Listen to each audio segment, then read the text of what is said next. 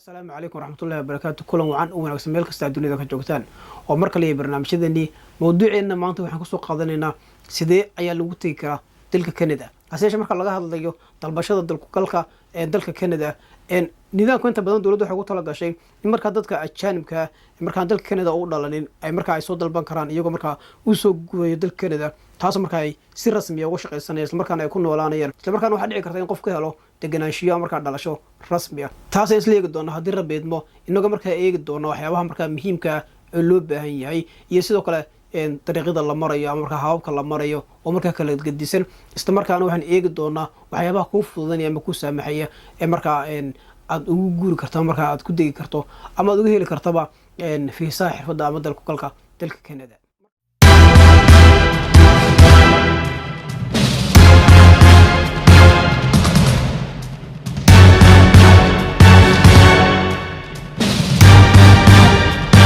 marka laga hadlayo dalka xirfadeed marka dalka Canada waxa soo dalban kara qof kasta oo marka caafimaad bartay injineera ama marka qaybaha kala duwan ee tacliinta balse marka laga hadlayo dalbashada dalka Canada waxyaabaha marka ugu yar ee qofka laga eego waxa kamid ah khibradiisa iyo waayo-aragnimadiisa iyo sidoo kale xirfadiisa inta marka ay leegtahay waxa kale oo kamid ah in la eego awoodda luqadda marka qofkaas isticmaalayo dalka Canada marka laga hadlayo laba luqadood laga hadlaa mid waa Faransiis midna waa English labada luqadood waxa weeyaan waxa loo yaqaano first language labada luqadood hadba tii taqaano ayaad isticmaalaysaa waxba kale marka la eego waxa kamid ah qofka in la eego aqoontiisa marka waxa barashiisa in la eego iyadoo marka la eegayo in qofku haysto dibloma marka wixii ka sareeya taas marka la barbar dhigayo aqoonta marka dalka Canada qofkaasi marka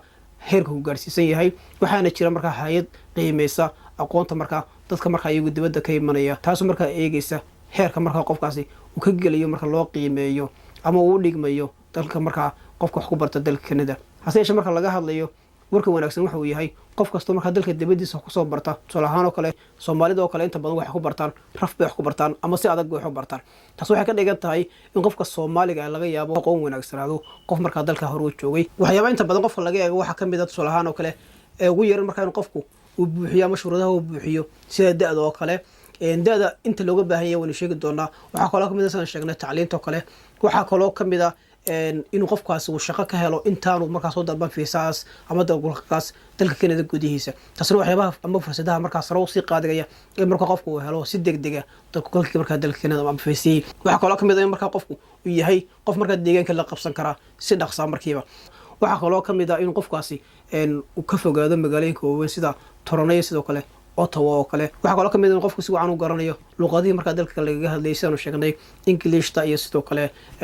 Francisco oo kale oo marka dhibco mucaayana laga dooniyay gudaha marka laga hadlay habkan wuxuu shaqeeyaa 100 dhibcood oo marka waxyaabaha imtixaanay waxbarashadii iyo English iyo deegaankii waxyaabaha soo la isu geeyay ayaa 100 dhibcood isku noqonaya 100 dhibcood waxa laga doonayaa 67 dhibcood inuu keeno haddii marka inta uu keeno oo inta ugu yar qofkaas waxa xaq u leeyahay in la siiyo fiisihii marka shaqada ee marka qofkaas dalka uu ku noolaanay qasayshadu hoos uga dhaco waxa dhici karta marka qofkaasi inuu qualified ku noqon ama marka aan la siin aan loo ogolaan inuu marka uu dalka tago haddii aan ku horreynay xirfadda iyo sidoo kale waayo-aragnimada qofkaas uu leeyahay shaqada uu qabanayo waa inuu shaqeeyo Soomaaliya oo kale 4 bilood muddo 15 saacadood wiigiiba taas marka noqonaysa Soomaaliya marka la isu geeyo sanadkii ama labada sanadood isku noqonaysa 1560 saacadood waa ugu yaraynta laga doonayo hadduu yahay qof shaqeynaya waxa loo yaqaan part time-ka hadduu yahay qof isagu shaqeynaya wiigii 30 saacadood iyo ka badan waxa laga doonayo Soomaaliya kale inay noqoto 1560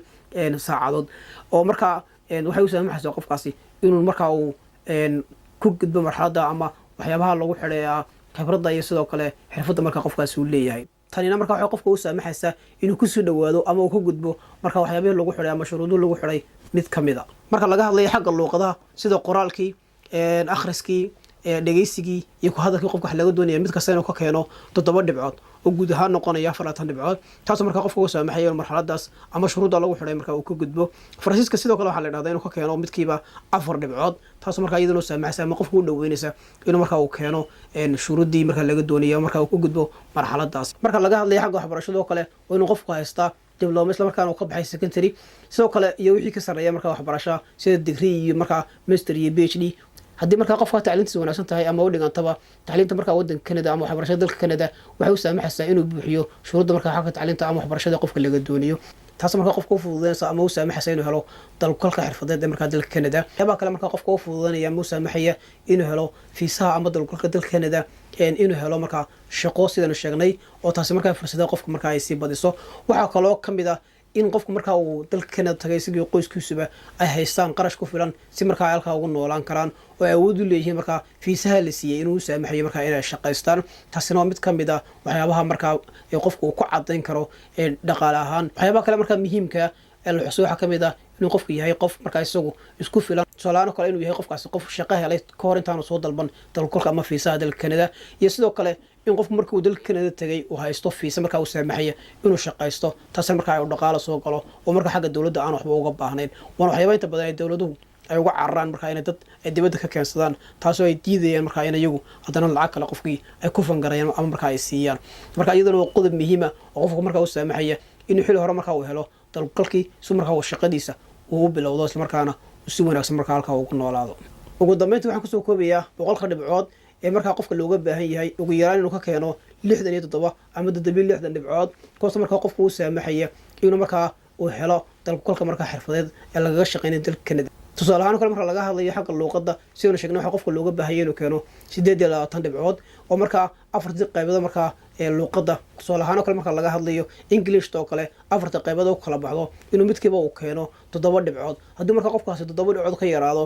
qofkaasi ma helayo dalkugalka taasna waxay keenaysaa in qofku marka uu dib ugu noqdo ama uu soo diyaariyo imtixaankii Englishta oo inta badan waxa la galaa haddii aan xusno Englishta loo yaqaano IELTS-ka sida markaa xagga sare ku aragtaan kaas markaa uu saamaxayo qofku inuu noqdo qof heli kara dalkugalka markaa Canada xagga waxbarashada kale qofku waxa looga baahan yahay 25 dhibcood qofkaas waa inuu haystaa ugu yaraan diploma secondary ama sidoo kale qofka inuu secondary ka baxay isla markaana ama uu galay dugsi farsamo gacmeed taasoo markaa qofku uu saamaxaysa inuu shaqo ka raadsado ama uu helo xirfadda markaa fiisaha lagu helo dalka Canada waxa kaloo kamid ah khibradda markaa qofkaas uu leeyahay iyaduna waxay noqonaysaa 15 dhibcood taasina sidoo kale waxay qofka ka caawinaysaa inuu helo dalkugalka markaa shaqo ee markaa dalka Canada taasoo markaa qofka ka caawinaysa inuu halkaa ku noolaado isla markaana uu ka shaqaysto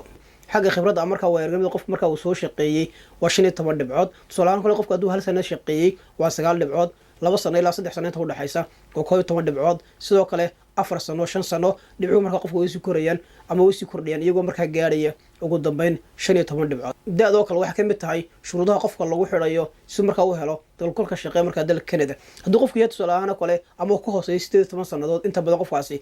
ma helayo dhibcihii looga baahnaa daadoo kale marka laga hadlayo shuruudaha waxa ka mid ah daada qofka oo kale taasoo markaa ka dhigan in lagu bixinayo 12 dhibcood waxaana ugu wanaagsan 18 sanadood ilaa 35 sanadood inta u dhaxaysa kuwaas markaa dadka buuxinaya 12 dhibcood ee markaa looga baahan yahay inuu qofkaas helo dalkugalka xirfadeed markaa dalka Canada waxa kaloo kamid ah shuruudaha qofka lagu xiray isla 100 dhibcood in qofku helo shaqo ka hor intaanu soo dalban dalkugalka markaa xirfadeed dalka Canada kuwaas markaa dhibcaas yihiin 10 dhibcood taas markaa waxa qofka u fududeynaysa inuu helo fiisi ama dalkugalkii ka hor intaanu codsanin ama aanu buuxin markaa foomka markaa lagu dalbanayo ee electronic ah ama markaa kuwa waraqaha markaa qofku uu xareynayo iyagu dambeyntii inuu yahay qofkaasi qof la qabsi leh oo markaa deegaanka ku noolaan kara taasoo guud ahaan siinaysa 10 dhibcood taasoo markaa u saamaxaysa inuu buuxiyo shuruudaas intaas ayaan kusoo gabagabeynaya tan iyo kula dambe haddii rabeedmo oo ku mahadsantiin daawashadiina nabadgelyo